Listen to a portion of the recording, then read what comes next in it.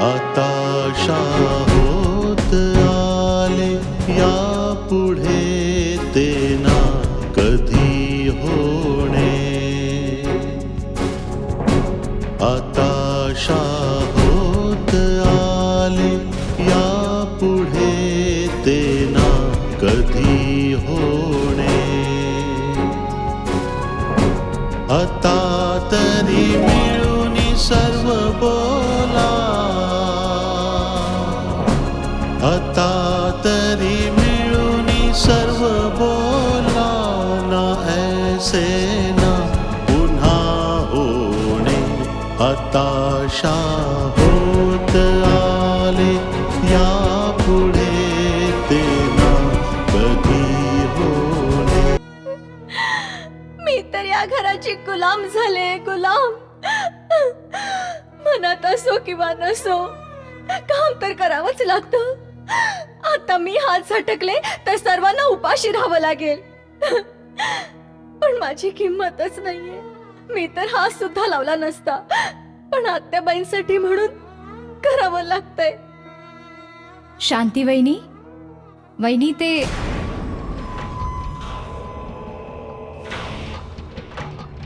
या महाराणी साहेब या.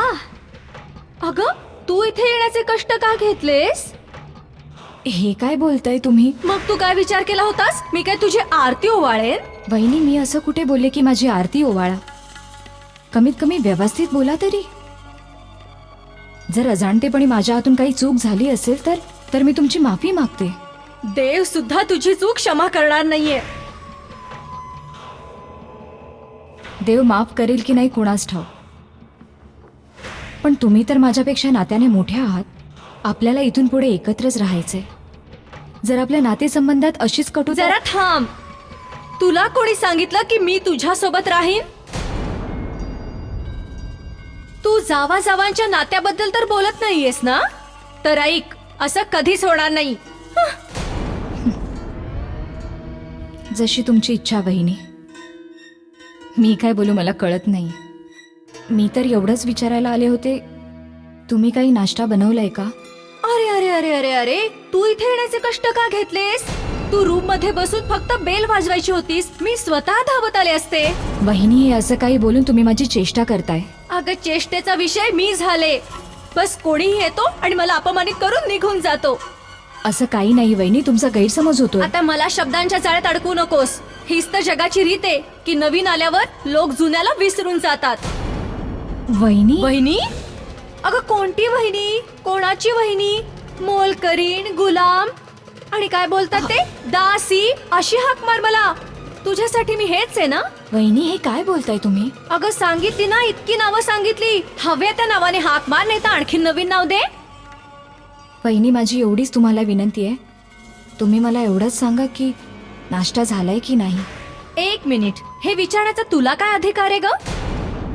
मी स्वतःला मोलकरीण म्हणाले तर माझ्या डोक्यावर चढलीस? नाश्ता करण्याची एवढीच आवड असेल ना तर स्वतःच कर आणि स्वतःच खा. मी कोणाचा ठेका घेतलेला नाहीये. जा इथून. मोठी आली मला जाब विचारणारी. बहिणी, नाश्ता बनवलास का?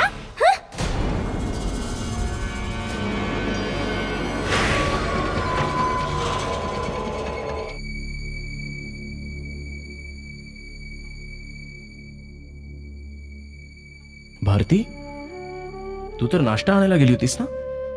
काय झालं? अहो ते काही नाही, बस असंच.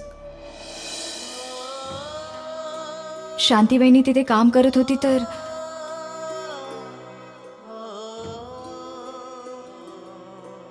काही झालं का? नाही, काही नाही. कोणासोबत काहीही वाद होऊ देत, मी शांतच राहीन. मी बोलले होते ना तुम्हाला, कोणी काहीही बोलू देत, पण मी शांत राहून सर्वांचं मन जिंकून घेईन. हेच वचन घेतलं होतं ना तुम्ही माझ्याकडून. मग माझं कर्तव्य आहे की मी वचन निभवावं. याचा अर्थ हा नाही की सगळ्यांनी तुझा अपमान करावा आणि तू तुझा शब्द पाळावास.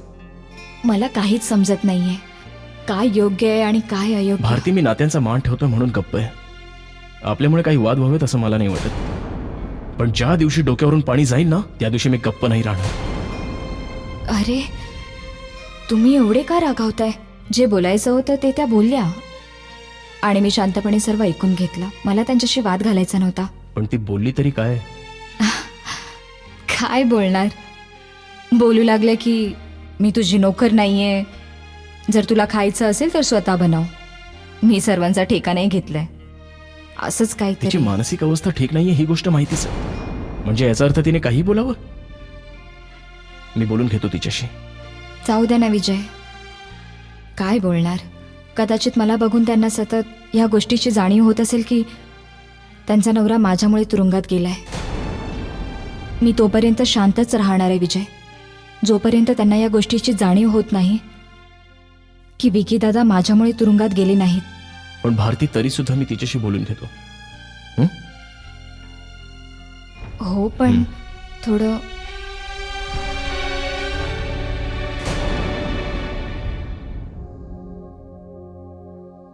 काय झालं विजय भाऊजी, काही हवंय का? हो वहिनी, खूप सणकून भूक लागली आहे. काही नाश्ता मिळेल का? हो, बस आत्ता लगेच मी गरम गरम नाश्ता बनवते आणि तुम्हाला आणून देते. एवढं सोपं उत्तर तर तू भारतीला सुद्धा देऊ शकली असतीस. अहो, मग मी काय म्हणाले तिला? वहिनी, हे सांगायची काय गरज होती की तू कोणाची मुलकरीण नाहीयेस? अच्छा, तिने असं सांगितलं?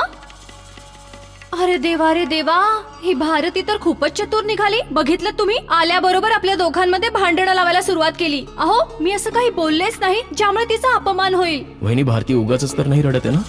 आता ती का रडते हे तुम्हीच तिला जाऊन विचारा ना, की तिच्या पोटात दुखतंय, तिला माहेरची आठवण येते. आता मला काय माहित तिला काय होतंय ते.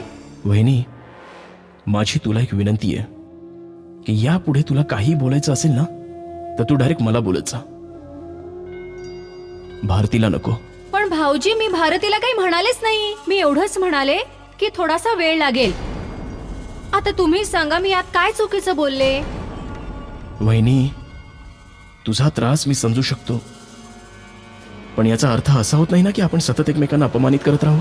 एकाच दिवसात त्या भारतीचं खरं रूप समोर आलं. ती ठरवूनच आलीये की ह्या घराचा विनाश करायचा.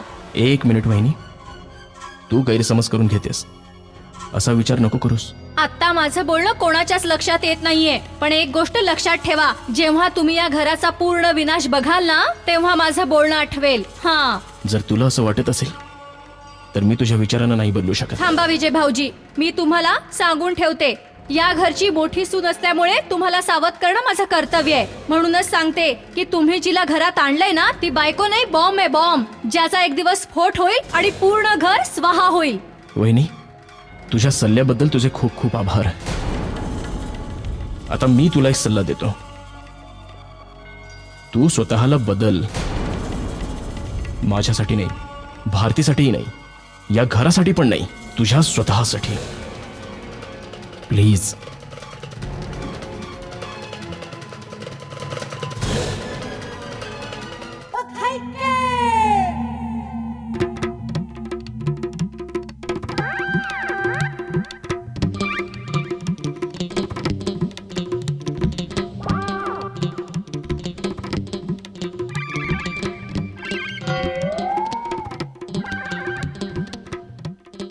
अरे, कानात बोळे घालून इथे बसली आणि इथे माझा कलेजा खलास होतोय.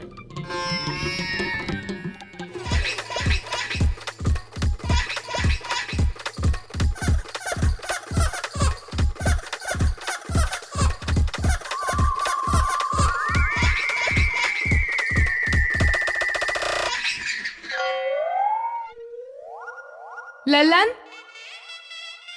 इकडे ये. तू तिथे दरवाजाजवळ काय करत होतास? कचरा काढलास? सर्व सफाई झाली आहे, पण आमच्या आई साहेबांसमोर ही गोष्ट बोलू नका की तुम्ही माझ्याकडून ही कामं करून घेतली आहेत. का? आत्या तुझ्याकडून कामं करून घेत नाही? नाही, ती तर हरिद्वारला करायला लावायची, इथे नाही. इथे तर तू आणि मी एक समान आहोत. काय काय बोललास? म्हणजे या घरात तू सुद्धा पाहुणी आणि मी सुद्धा. एक दिवस तुला सुद्धा जायचं आहे आणि मला सुद्धा. बरं, आणखी एक गोष्ट सांगतो मी तुला. मी खूप ज्ञानी पुरुष आहे. माझे कान बघितले आहेस? हे बघ. उभ्या उभ्या मी तुझं भविष्य सांगू शकतो. अच्छा, तुला ज्योतिष येतं? हो. बघू, मला तुझा हात तरी बघू देत. दाखव जरा. नाही, या सगळ्या गोष्टींवर माझा विश्वास नाहीये. हे तर खूप वाईट झालं. आता काय वाईट झालं? म्हणजे असं की माझ्यासाठी खूप वाईट झालं. जाऊ दे, तुला नाही कळणार. तुझं लग्न होणार की नाही हे तुला जाणून नाही घ्यायचं का? अजिबात नाही. नाही. हे सर्व जाणून मी काय करू? बरं, तुझी जन्मपत्रिका आहे का? नाहीये. बरं, तू तुझी जन्मतारीख तर सांगू शकतेस ना? माहिती नाही. आणि जाणून तू काय करणार आहेस? जन्मपत्रिका बनवेन. झालं तुझं बोलून? हो, झालं. संपली का तुझी बडबड? अजून नाही. अरे देवा, याचं तर ना. हिच्यावर कितीही जाळं फेका, ही भुर्र होते. पण मी माझी आणि तुझी जन्मपत्रिका जुळवूनच राहीन.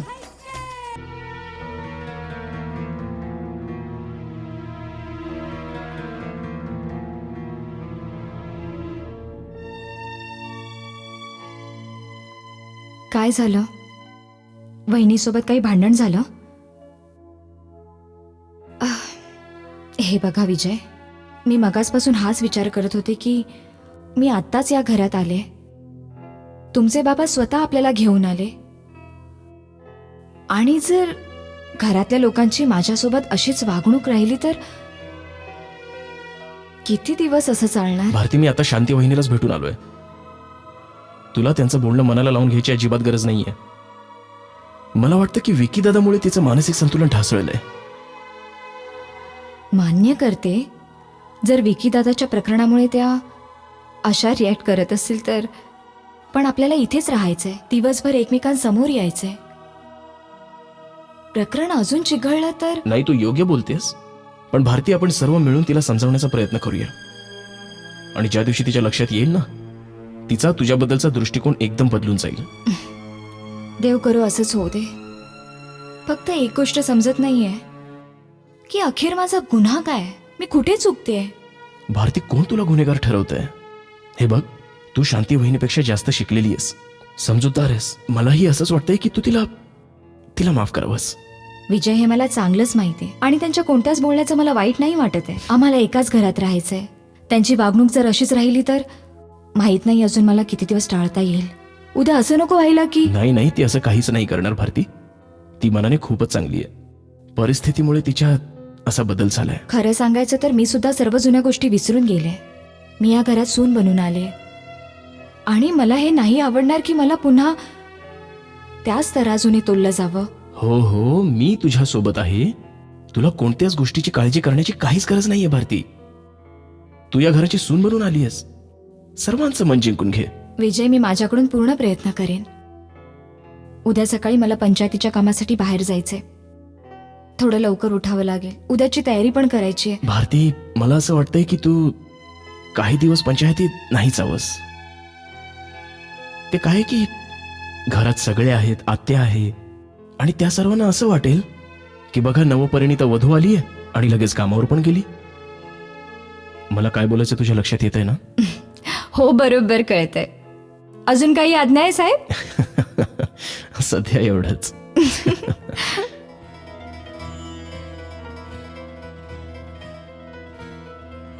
एक गोष्ट सांग मला, तू काही काम धंदा करतेस की नाही, की फक्त इकडून तिकडं फिरतच असतेस?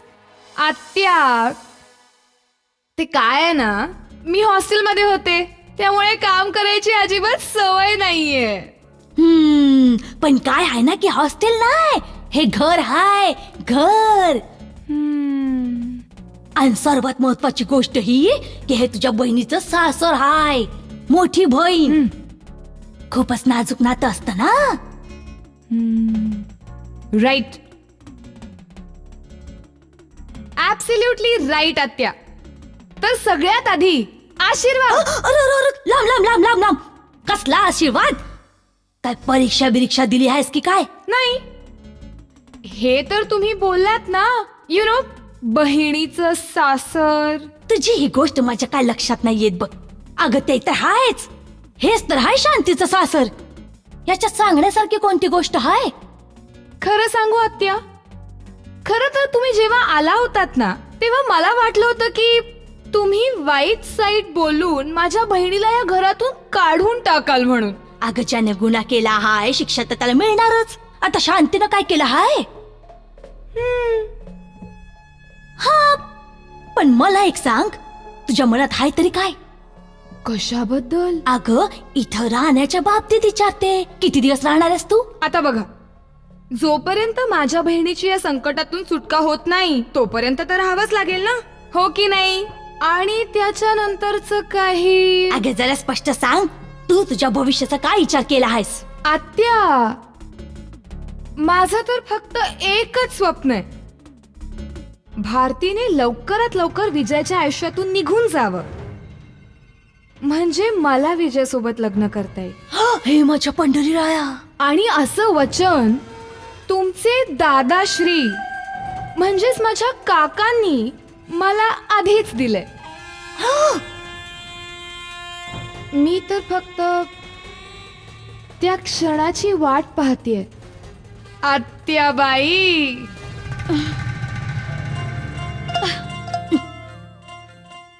हे माझ्या पंढरीराया, हे काय घडतंय रे या घरात?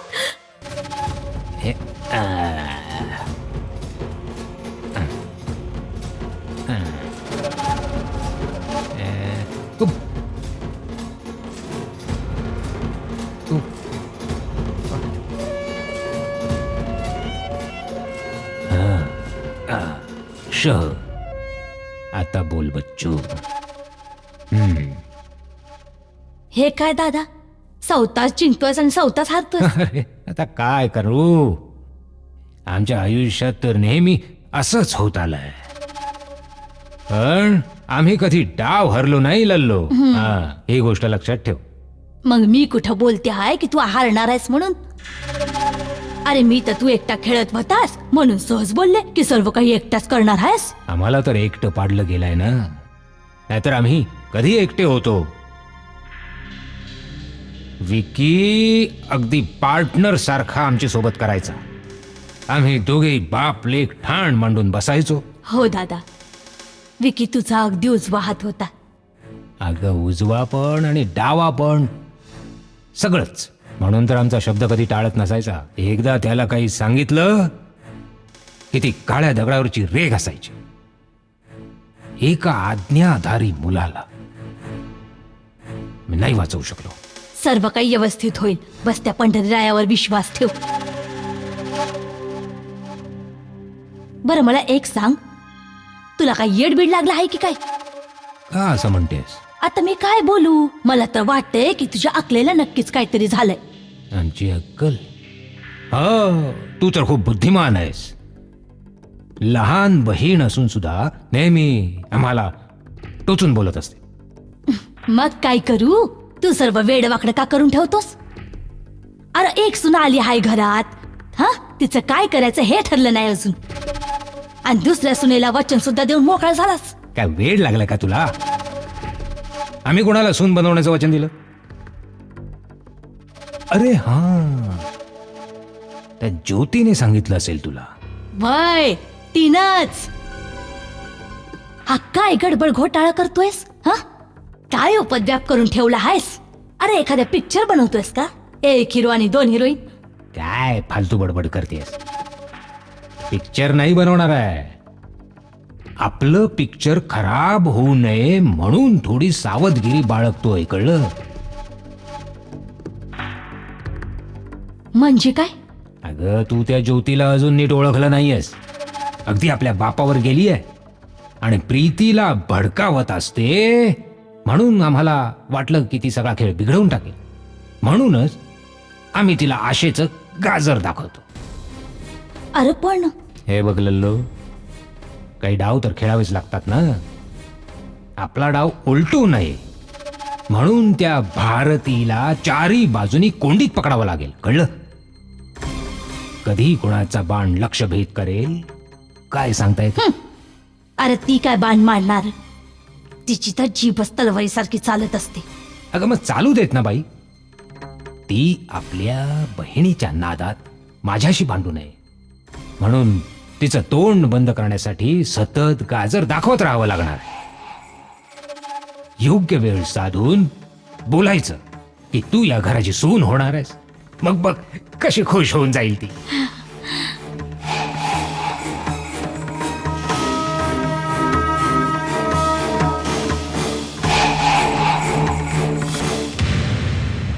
आता होत आले या पुढे ते ना कधी होणे. आता होत आले या पुढे ते ना कधी होणे. आता तरी मिळून सर्व